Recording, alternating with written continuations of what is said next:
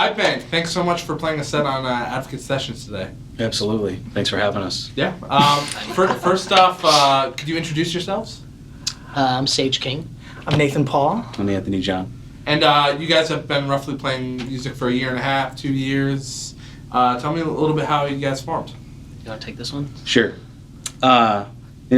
Interestingly enough, I've been a part of a veteran band in the area, Gaia, and I was happening to be out at a local establishment and heard this incredible voice behind me, and I turned around and had to see what it was. I'm like, I need to write music with that guy.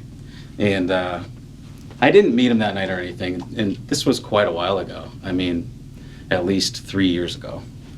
And so as fate would have it, time kept going on. He ended up starting to show up at Gaia shows and on our social media, and I'm like, I think that's that guy. So I'm like, I should reach out to him, see if he's interested in starting a project. But I kept procrastinating because that's what we do, right? So it just kept happening. We kept getting put in the same places, and at one point I just couldn't ignore it anymore. Finally, it just showed up at one of his gigs, I think at Powder Hollow. Mm-hmm. We discovered we both absolutely love Motley Crue. It's like our religion.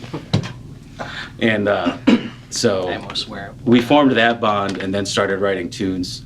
One of the first ones we worked on together was that song Shed My Skin. He brought it to the table, and we really reworked the tune and came up with something awesome, we thought anyway.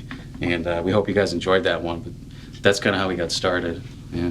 I really love what you guys do as a three-piece, like having this acoustic hard rock with these really soaring kind of dual vocals with the harmonies. Yeah, that was something we had kind of focused on early on, was the Hivebane harmony kind of duo thing.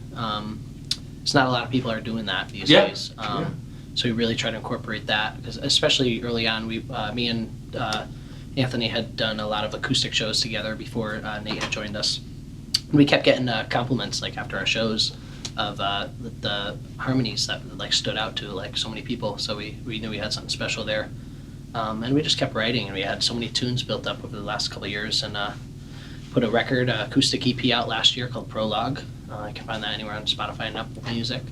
Working on a full length record now. Then we introduced this guy to the group a while ago. One thing I was really impressed is I think you guys are the heaviest acoustic acts that we've ever had on sessions. And you just you rocked it. I really enjoyed the set. So. Thank you. We'll own that.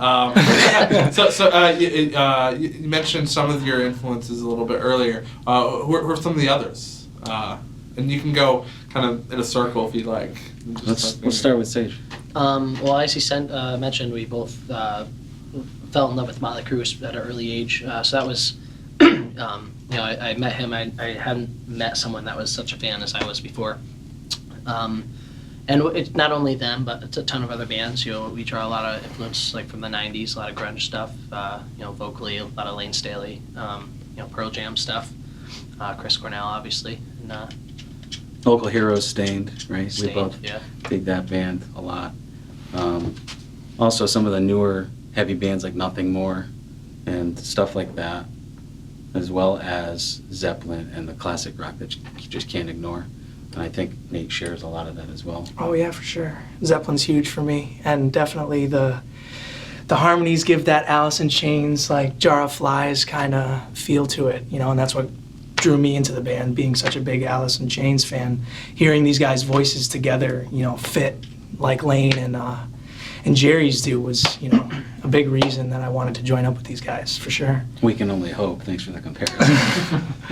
Big shoes to fill. You mentioned working on a full-length record. Can you tell me a little bit about that and when you plan to release it? It's heavy. Yeah, we're doing a lot of pre-production right now. We're in somewhat of the ending stages of putting out the first single, probably close to the end of the year.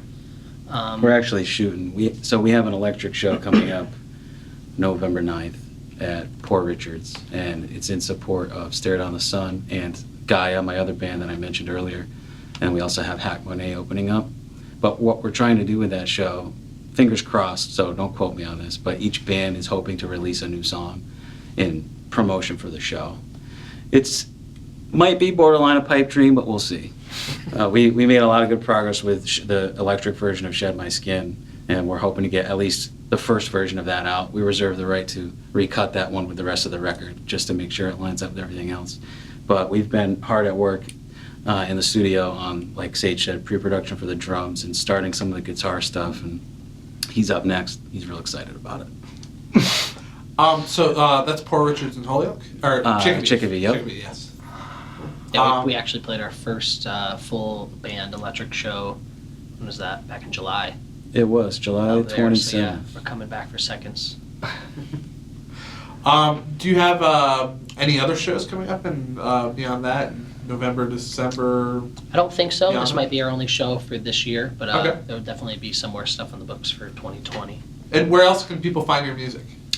Any streaming service you can find, pretty much anywhere you listen to music nowadays, you can find us. Perfect. The electric release of Shed My Skin, if we do get it out on time for the show, you may not find that on all of the streaming. You might have to go to SoundCloud or something if it's not an official release, because we want to get it out. But that remains to be seen. Well, thanks so much, Hivebane. That was Thanks for having us. Thank you, Really guys. appreciate it.